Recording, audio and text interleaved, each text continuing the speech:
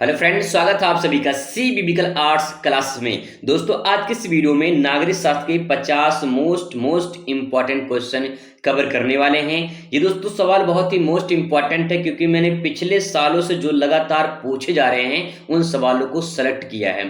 तो चलिए शुरुआत करते हैं। 50 महत्वपूर्ण अति लघुत्तरीय प्रश्न यहीं से आपके पेपर में देखने को मिलेगा। 100% तैयार कर लीजिए, यहाँ से जरूर क्वेश्चन दोस्तों आएगा। पहले क्वेश्चन आप देख लीजिए, इस प्रकार से क्वेश्चन जो है यहाँ पे देखने को मिलेगा। ठीक है, तो इस प्रकार से तो चलिए पहले 20 क्वेश्चन यहाँ पे कवर करते हैं और उत्तर आसान शब्दों में लिख के लेकर आऊं जिससे आप आसानी से समझ पाए। ठीक है, सबसे पहला क्वेश्चन आपके सामने है।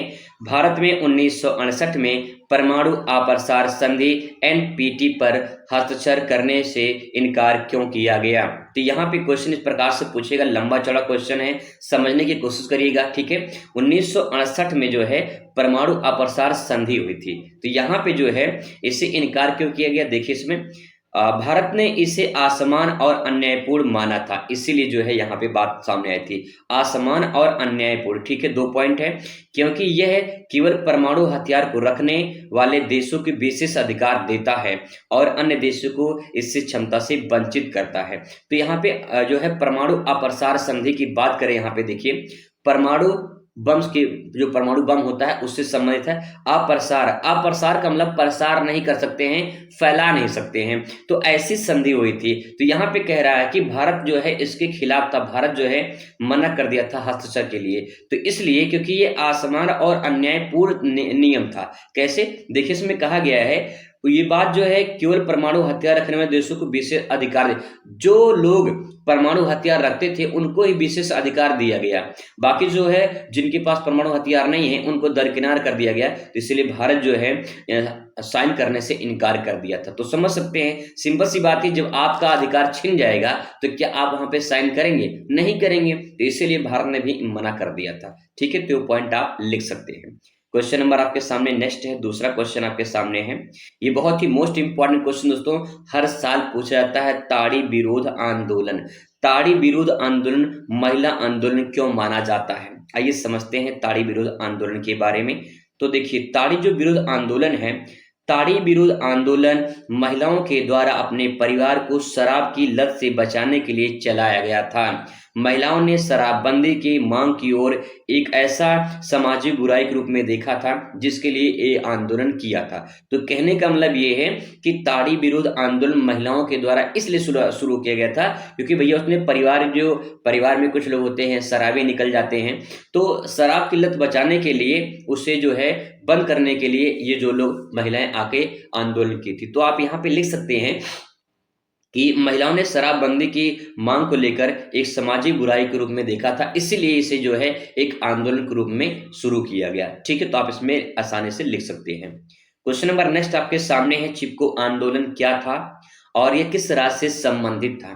तो चिपको आंदोलन की दोस्तों अगर बात करें तो ये 1973 में उत्तराखंड में शुरू हुआ, पहला पॉइंट। दूसरा, पर्यावरण संरक्षण को लेकर ये आंदोलन चलाया गया था और यह जहां लोग पेड़ों से बचाने के लिए उससे चिपक जाते थे, यानी वहां पे एक नारा भी दिया गया था कि पहले में हमें काटो फिर पेड़ को काटो। तो यहाँ पे एक नारा ये दिया गया था कि जो वनों को ज्यादा काटा जा रहा था तो वन से चिपक जाते थे लोग, वहां के जो स्थानीय लोग थे। तो इसीलिए जो है यहाँ पे चिपको आंदोलन की शुरुआत की थी सुंदरलाल बहुगुणा के द्वारा उत्तराखंड में। ठीक है, चलिए नेक्स्ट बात करते हैं। क्वेश्चन आपके सामने है, भारतीय राष्ट्रीय कांग्रेस के 1969 में विभाजन के 2 कारण बताइए। भारतीय राष्ट्रीय कांग्रेस 1969 में विभाजन हुआ था, इसके 2 कारण क्या हैं? सबसे पहले आपको ऐसे हेडिंग बना लेना है और 2 कारण में लिखना है। पहला कारण, इंदिरा गांधी और पार्टी की वरिष्ठ नेता के बीच वैचारिक मतभेद हो गया था। वैचारिक मतलब होता है विचारों का, वो कुछ सोच रहे हैं और वो कुछ सोच रहे हैं, जब विचार ही नहीं मिलेगा तो मतभेद नहीं होगा। सिंपल सी बात ये है, गर्लफ्रेंड बॉयफ्रेंड में मतभेद क्यों होता है? विचार ही नहीं मिलता है भैया, वो कुछ सोचती हैं और वो कुछ सोचते हैं। इस प्रकार से विचार जब नहीं मिलेगा तो लड़ाई झगड़ा तो होगा ही, मतभेद उत्पन्न होगा ही। वही बात यहाँ पे कहा गया है, जो इंदिरा गांधी थी, जो पार्टी की वरिष्ठ नागरिक थे, उनके विचार ही नहीं मिल पा रहे थे। जब विचार नहीं मिला तो मतभेद हो गया और मतभेद जब होता है तो अलग अलग होते हैं। इसका मतलब यहाँ पे क्या हो गया, विभाजन हो गया। ठीक है, दूसरा पॉइंट देखिए, राष्ट्रपति चुनाव के समय इंदिरा गांधी स्वतंत्र उम्मीदवार का जो है समर्थन करती थी, तो ये भी एक तरह से समस्या का कारण बन, मतलब कि विभाजन का कारण बन गया। तो 2 पॉइंट आप आराम से इसमें लिख सकते हैं। क्वेश्चन नंबर नेक्स्ट आपके सामने है, सुरक्षा की पारंपरिक अवधारणा क्या है। सुरक्षा की पारंपरिक अवधारणा की बात करें तो यहाँ पे पहले आप हेडिंग बना लेंगे, सुरक्षा की पारंपरिक अवधारणा, यहाँ तक हेडिंग बन जाएगा और फिर इसके बारे में लिखेंगे। यह अवधारणा राष्ट्रीय सीमाओं की रक्षा और सैन्य ताकत पर आधारित थी। सैन्य मतलब सैनिक, ठीक है, सैनिक ताकत पर आधारित थी। अवधारणा का मतलब होता है विचार, थॉट, थॉट, ठीक है, थॉट विचार या भावनाएं कह सकते हैं। तो राष्ट्रीय सीमाओं की रक्षा करना और सैन्य ताकत में जो है सैन्य ताकत पर आधारित थे। इसका उद्देश्य बाहरी आक्रमण के देश से रक्षा करना है। जैसे हर देश की अपनी एक सैन्य सुरक्षा होती है, सैनिक होते हैं, चाहे कोई भी देश हो अपनी एक सेना रखते हैं, और सेना इसलिए रखते हैं ताकि जो है हम अन्य देशों से अपने देश की सुरक्षा कर सके। ठीक है, इसीलिए सुरक्षा का प्रारंभिक अवधारणा इसमें आप लिख सकते हैं। ठीक है, ये हर देश की अपनी एक सैनिक होती है जिससे अन्य देशों से अपनी सुरक्षा की जो है की जा सके। नेक्स्ट है, वर्चस्व का अर्थ क्या है। वर्चस्व क्या है, वर्चस्व देखिए सिंपल भाषा में कहा जाए कि आपका वर्चस्व कब होगा, जब आपके पास पावर होगा, पैसा होगा। दो चीज होगा तो आपका वर्चस्व हो जाएगा, पावर और पैसा। ठीक है, कैसे आएगा भैया, मेहनत करेंगे तब आएगा। ठीक है, देखिए वर्चस्व का मतलब किसी समूह या व्यक्ति या देश के अन्य प्रभुत्व स्थापित करना, अन्य पर प्रभुत्व स्थापित करना। उदाहरण के तौर पे आर्थिक और सैन्य वर्चस्व। कहने का मतलब दोस्तों यहाँ पे ये है कि वर्चस्व का मतलब तब होता है जब कोई एक समूह, व्यक्ति या देश किसी अन्य पर अपना प्रभुत्व जमा ले, मतलब वो मालिक बन जाए। तो मालिक कब बनेगा, जब वो उसके अंदर दो चीज होगा, पावर और पैसा, तभी तो मालिक बनेगा, तभी तो उसका वर्चस्व होगा। वर्चस्व तब होता है जब पावर होता है और पैसा होता है। ठीक है, तो आप इसमें लिख सकते हैं। नेक्स्ट क्वेश्चन आपके सामने है, स्वतंत्र पार्टी की स्थापना कब की गई थी। तो स्वतंत्र पार्टी की स्थापना जो है 1959 में जो है सी राजगोपालचारी ने किया था। राजगोपालचारी ने स्वतंत्र पार्टी की स्थापना की थी। ठीक है, नेक्स्ट आपके सामने है, जम्मू कश्मीर में अशांति के 2 कारण बताइए। जम्मू कश्मीर में अशांति के 2 कारण में पहला, अनुच्छेद 370 धारा को लेकर जो विवाद था उसको, ठीक है, आतंकवाद और अलगाववाद की समस्या, ये 2 है। जम्मू कश्मीर में हमेशा अशांति जो है बनी रहती है। तो इस प्रकार से ध्यान रखेंगे, आतंकवाद सबसे बड़ा मुद्दा है, वहां का एरिया में आतंकवाद ज्यादा घुसपैठ करते रहते हैं। तो ये पॉइंट 2 पॉइंट आप इसमें लिख सकते हैं। क्वेश्चन नंबर 2 आपके सामने नेक्स्ट है, संयुक्त राष्ट्र संघ की स्थापना कब की गई और इसके 2 उद्देश्य बताइए। तो संयुक्त राष्ट्र संघ की स्थापना 24 अक्टूबर 1945 को की गई थी। ठीक है, 24 अक्टूबर 1945 को, और इसके 2 उद्देश्य में देखिए तो विश्व शांति और सुरक्षा बनाए रखना। संयुक्त राष्ट्र संघ जो है ये द्वितीय विश्व युद्ध के बाद जो है इसकी स्थापना की जाती है, और दूसरा ऐसा विश्व युद्ध, प्रथम विश्व युद्ध ऐसा, फिर तीसरा विश्व युद्ध ना हो, इसके लिए विश्व में शांति बनाए रखने के लिए, सुरक्षा बनाए रखने के लिए इसकी स्थापना की गई थी।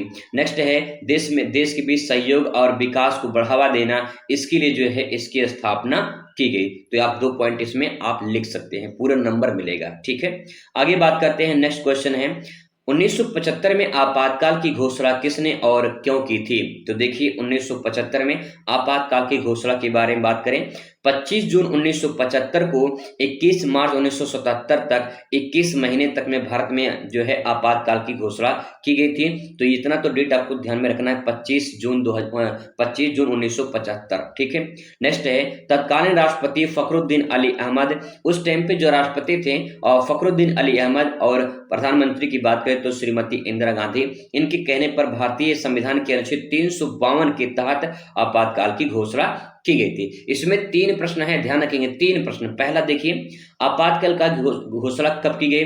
तो 25 जून 1975 को, पहला पॉइंट। उस टाइम पे प्रधानमंत्री राष्ट्रपति कौन थे। तो यहाँ पे राष्ट्रपति की बात करें फखरुद्दीन अली अहमद, और राष्ट्रपति जो है इंदिरा गांधी, और किस भारतीय अनुच्छेद में है तो वर्णन किया गया है तो 352 अनुच्छेद के तहत जो है यहाँ पे आपातकाल की घोषणा बात कही गई है। तो 3 प्रश्न यहाँ से बनेंगे। ठीक है, बात करते हैं। नेक्स्ट क्वेश्चन आपके सामने है, द्वितीय पंचवर्षीय योजना कब लागू की गई और किस मॉडल पर आधारित था। तो द्वितीय जो पंचवर्षीय योजना थी ये 1956 से लेकर 1961 तक चला था। पहला जो चला था वो 1951 से लेकर चला था, ठीक है, 1956 तक। फिर दूसरा 1956 से 1961 तक चला।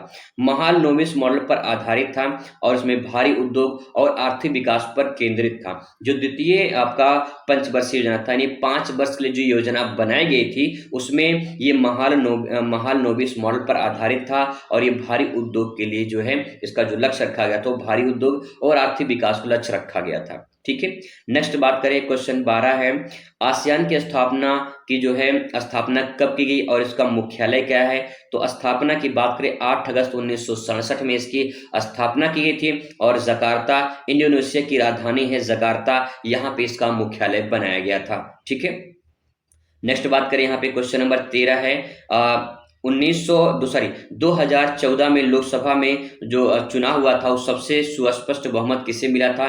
तो भारतीय जनता पार्टी को जो है स्पष्ट बहुमत मिला था। इसमें कारण क्या था, नरेंद्र मोदी की जो है ये जो प्रभावी नेतृत्व सबसे बड़ा मुद्दा यहीं पे आता है। नेक्स्ट है कांग्रेस सरकार के खिलाफ जनता में असंतोष पैदा हो गई थी। जो कांग्रेस सरकार थी उसके खिलाफ जनता में असंतोष पैदा हो गई थी और इस प्रकार से जो है मोदी जी के जो है नेतृत्व में भारतीय जनता पार्टी 2014 में जो है अपना परचम लहराती है और पार्टी जो है लोकसभा में चुनाव जीतती है। ठीक है, इसके बाद अगला क्वेश्चन आपके सामने है भारत और चीन के बीच विवाद के 2 कारण बताइए। ठीक है, तो यहाँ पे देखिए 1962 में भारत और चीन का युद्ध हुआ था। आपको बता दें कि यहाँ पे भारत और चीन का जब युद्ध हुआ था 1962 में, तो यहाँ पे जो ये वाला हिस्सा है, इतना वाला हिस्सा, ये चाइना ने कब्जा कर लिया 1962 में, जिसे अक्साई चीन के नाम से जाना जाता है। तो ये भी विवाद का कारण माना जाता है, पहला पॉइंट। दूसरा, अरुणाचल प्रदेश के जो है चीन को दावा करता है। जो भारत का अरुणाचल प्रदेश है ना, मैं थोड़ा सा आपको इमेजिन करूं, दिखा दूं, तो यहाँ पे आप समझ सकते हैं, इस प्रकार से थोड़ा सा महसूस करते हैं। यहाँ पे भारत का मानचित्र थोड़ा बना लेते हैं, फिर इसके बाद थोड़ा सा आपको समझ में आएगा। समथिंग मान लेते हैं ऐसे। तो ये जो अरुणाचल प्रदेश है ना, अरुणाचल प्रदेश, यहाँ पे चीन है, तो चीन कहता है कि अरुणाचल प्रदेश का कुछ हिस्सा हमारा है, क्योंकि वहाँ की जो क्षेत्र है वो हमारे तिब्बत से मिलती जुलती है। तो यहाँ पे क्योंकि चीन का कब्जा तिब्बत पे है, चीन का जो कब्जा है वो तिब्बत पर है, तो चीन जो है अरुणाचल प्रदेश को कहता है कि भाई ये हमारा है। ठीक है, तो ये भी जो है ये विवाद का कारण माना जाता है। 2 विवाद आप इसमें लिख सकते हैं। ठीक है, क्वेश्चन नंबर नेक्स्ट आपके सामने है, क्वेश्चन नंबर 15 है संयुक्त राष्ट्र सुरक्षा परिषद के किन्हीं 2 अस्थायी और 2 अस्थायी सदस्यों के नाम बताने हैं। तो अमेरिका, रूस जो है 2 इसमें अस्थायी सदस्य लिख सकते हैं। वैसे चीन, फ्रांस, यूनाइटेड किंगडम, ये 5 जो है आपके सदस्य हैं अस्थायी परमानेंट। अस्थायी की बात करें, भारत, जापान जो है इसमें अस्थायी सदस्य हैं जो हर 2 साल बदलते रहते हैं। ठीक है, क्वेश्चन नंबर नेक्स्ट आपके सामने है वैश्विक पर्यावरण की समस्याओं के 2 कारण बताइए। तो वैश्विक पर्यावरण का मतलब है कि विश्व स्तर पर जो इन्वायरमेंट हमारा दूषित होता है उसको लेकर यहाँ पे समस्या है। तो पहला समस्या है अंधाधुंध वनों की कटाई। जो वनों की अंधाधुंध कटाई होती है वो भी बहुत बड़ी समस्या है। फिर औद्योगिक प्रदूषण, बढ़ती हुई औद्योगिकरण के कारण जो है प्रदूषण समस्या बढ़ रही है, जिससे हमारा पूरा विश्व का एनवायरनमेंट दूषित हो रहा है। तो 2 पॉइंट आप इसमें लिख सकते हैं। ठीक है, क्वेश्चन नंबर नेक्स्ट आपके सामने है वैश्वीकरण की क्या है। वैश्वीकरण की दोस्तों अगर बात करें तो वैश्वीकरण में देखिए 2 चीजें होती हैं। पहला पॉइंट ये है कि वैश्वीकरण जो होता है वो पूरे विश्व स्तर पर फैला होता है। ठीक है, दूसरा पॉइंट ये है कि क्या क्या फैला होता है। जैसे आपने कोरोना का नाम सुना होगा, तो जब कोरोना आया था तो चाइना से निकलकर पूरी दुनिया में फैल गया था, तो वो भी वैश्वीकरण हो गया है। ठीक है, तो आप लिखेंगे यह देश के बीच व्यापार, संचार और संस्कृति की आदान प्रदान को बढ़ता जुड़ाव वैश्वीकरण कहलाता है। कहने का मतलब ये है कि चीन है, चीन का सामान सिर्फ भारत में ही नहीं बिकता है बल्कि दुनिया के कई सारे देशों में बिकता है। तो जब दुनिया के कई सारे देशों में बिकने लगे तो इस प्रक्रिया को वैश्वीकरण के नाम से जाना जाता है। ठीक है, जब वस्तुओं का आदान प्रदान होगा, वहाँ के संस्कृति का आदान प्रदान होगा, वहाँ पे लोग जाके व्यापार करेंगे, तो सारी चीजें जो है वहाँ पे परिवर्तन होता है और वैश्वीकरण का बढ़ावा मिलता है। ठीक है, क्वेश्चन नंबर नेक्स्ट आपके सामने हरित क्रांति से आप क्या समझते हैं। हरित क्रांति की दोस्तों अगर बात करें तो यह कृषि क्षेत्र में तकनीकी सुधार और उत्पन्न बीजों में उत्पन्न बीजों के उपयोग से हुई वृद्धि है। कहने का मतलब ये है कि हरित क्रांति जो है 1960 के दशक में आई थी और अधिक से अधिक उत्पादन बढ़ाने के लिए उच्च तकनीकी का इस्तेमाल किया था, रासायनिक खादों का प्रयोग किया गया, अच्छी किस्म की बीजों का प्रयोग करके उत्पादन को बढ़ाया गया और फिर जो उत्पादन बढ़ा तो इसी प्रक्रिया को हरित क्रांति के नाम से जाना जाता है। ठीक है, चलिए क्वेश्चन नंबर नेक्स्ट बात करते हैं। पूर्वोत्तर राज्यों की दो समस्याएं बताइए। पूर्वोत्तर राज्य की क्या समस्याएं हैं? ठीक है, तो जातीय संघर्ष और अलगाववाद की समस्या बनी रहती है हमेशा। बुनियादी ढांचे की कमी, वहां पे विकास बहुत कम हो पाता है, वहां पे ज्यादातर नेता भी ध्यान नहीं देते हैं जिससे विकास उतना नहीं हो पाता है। तो यहाँ पे जो पूर्वोत्तर राज्य हैं इनकी समस्या है अलगाववाद की, जातीय संघर्ष की, और जो बुनियादी ढांचे हैं मतलब कि बुनियादी ढांचे का मतलब ये है कि वहाँ पे आधारभूत आवश्यकताओं की भी पूर्ति नहीं हो पाती है जिसके कारण वहाँ पे समस्या बनी रहती है। ठीक है, क्वेश्चन नंबर नेक्स्ट है, भारत में प्रथम आम चुनाव कब हुए थे? तो भारत में प्रथम आम चुनाव 1951-1952 में, और यहाँ पे लिखेंगे भारत में 25 अक्टूबर 1951 से 21 फरवरी 1952 के बीच आम चुनाव हुए थे। 1947 में भारत को स्वतंत्रता मिलने के बाद पहला राष्ट्रीय चुनाव था। मतदाताओं ने भारत के संसद के निचले सदन और लोकसभा के 489 जो है सदस्यों को चुना था। अधिकांश राज्य विधानसभाओं के चुनाव एक साथ हुए थे। तो ये पॉइंट हाईलाइट के लिए बहुत इंपॉर्टेंट है, मैंने डिटेल में थोड़ा सा लिख दिया ताकि आप इसे आसानी से समझ पाएं। ठीक है भैया, चलिए अब बात करते हैं नेक्स्ट क्वेश्चन आपके सामने इस प्रकार से देखने को मिलेगा। ठीक है, तो चलिए क्वेश्चन नंबर 21 आपके सामने है, नाटो के दो देशों का नाम बताना है। तो नाटो के दो देशों का नाम इसमें लिख सकते हैं, अमेरिका और फ्रांस इसमें आप लिख सकते हैं। ठीक है, अगला क्वेश्चन आपके सामने है, चीन में साम्यवादी क्रांति के बारे में बताना है। तो चीन में जो साम्यवादी क्रांति हुई थी वो साल 1949 में हुआ था, 1949 में हुआ था, ध्यान रखेंगे। नेतृत्व किसने किया था? इसमें चाइनीज नाम है माओ त्से तुंग जो है ये चीनी साम्यवादी क्रांति के जो है नेतृत्व किए थे। ठीक है, नेक्स्ट बात करते हैं, इसमें थोड़ा सा डिटेल में इसके बारे में समझ लेते हैं। चीन की सांस्कृतिक क्रांति और माओ त्से तुंग के नेतृत्व में चलाई गई एक सामाजिक राजनीतिक आंदोलन थी। यह आंदोलन साल 1966 से लेकर 1976 तक जो है चलाई गई थी। माओ उस समय चीन की कम्युनिस्ट पार्टी के अध्यक्ष थे। ठीक है, इस प्रकार से डिटेल लिख सकते हैं। नेक्स्ट क्वेश्चन आपके सामने है, संयुक्त राष्ट्र संघ के दो अंगों के नाम लिखे। तो संयुक्त राष्ट्र संघ के दो अंगों के नाम लिखना है, महासभा और सुरक्षा परिषद आप यहाँ पे लिख सकते हैं। ठीक है, क्वेश्चन नंबर नेक्स्ट आपके सामने है। क्वेश्चन नंबर कह रहा है कि भारत में मूलवासियों को कौन सा शब्द प्रयोग किया जाता है? तो भारत में जो मूलवासी होते हैं उनके लिए प्रयुक्त शब्द, भारत में मूल निवासियों के लिए आदिवासी शब्द का इस्तेमाल किया जाता है। जो मूलवासी होते हैं उन्हें आदिवासी कहते हैं। आदिवासी शब्द का मतलब होता है मूल निवासी। भारत में आदिवासी लोगों की संख्या क्या है? बहुत ज्यादा है। तो आप इसमें जो इस पॉइंट को आप यहाँ पे लिख सकते हैं। ठीक है, यहाँ पे लिखेंगे मूल निवासी शब्द का मतलब कोई व्यक्ति या उसका पूर्वज बहुत पहले से ही किसी देश या क्षेत्र में रहता आया हो। जैसे कहते हैं कि हमारा निवास स्थान है, हमारा निवास ये, हमारा निवास यही है, हमारा जन्म यही हुआ है। तो जो जन्म हुआ है, आपके माता पिता का जन्म वहीं पे हुआ है, मतलब पिताजी का जन्म हुआ है, आपके दादाजी का जन्म वहीं हुआ होगा। तो इसका मतलब है कि दादाजी भी रहे, आपके पिताजी भी रहे, आप भी रह रहे हैं, तो वो क्या है? वो मूल निवासी है, मतलब कि आप वहां पे रहने वाले हैं, मतलब वहीं के रहने वाले हैं। ठीक है, आगे ऐसा माना जाता है कि पृथ्वी पर जिस हिस्से पर पहले से लोग रहते आए हैं वह उस समय उसका जो है उस जगह का मूल निवासी कहलाता है। जो जहां पे रहते आए हैं भैया वही उनका मूल निवास होता है। ठीक है, क्वेश्चन नंबर 25 आपके सामने है, सतत विकास से आप क्या समझते हैं? तो उसमें लिखेंगे सतत विकास वह प्रक्रिया है जिसमें पर्यावरण और समाज अर्थव्यवस्था के सामंजस्य विकास होता है ताकि भविष्य की पीढ़ियों की जरूरतों को प्रभावित ना हो। सतत विकास को टिकाऊ विकास भी कहा जाता है, ध्यान रखिएगा। टिकाऊ विकास अगर पूछ ले पेपर में तो आप ये भी लिख सकते हैं, सतत विकास को टिकाऊ विकास भी कहा जाता है। मैं अगर आपको सिंपल भाषा में समझाऊं तो आप बात से इतना समझ जाइए कि जैसे मान कोई पेड़ है, ठीक है, कोई पेड़ है, इस पेड़ को आप उपयोग कर रहे हैं, आपकी आने वाली पीढ़ी भी अगर इसका उपयोग कर ले तो इस प्रक्रिया को सतत विकास के नाम से जाना जाता है। ठीक है, इस प्रकार से आप चीजों को समझ सकते हैं। तो ये 25 क्वेश्चन था, 25 क्वेश्चन अगली वीडियो में कवर करेंगे। ठीक है, चलिए मुलाकात करते हैं अगली वीडियो में। तब तक खुश रहिए, मस्त रहिए, जिंदगी में स्वस्थ रहिए। धन्यवाद।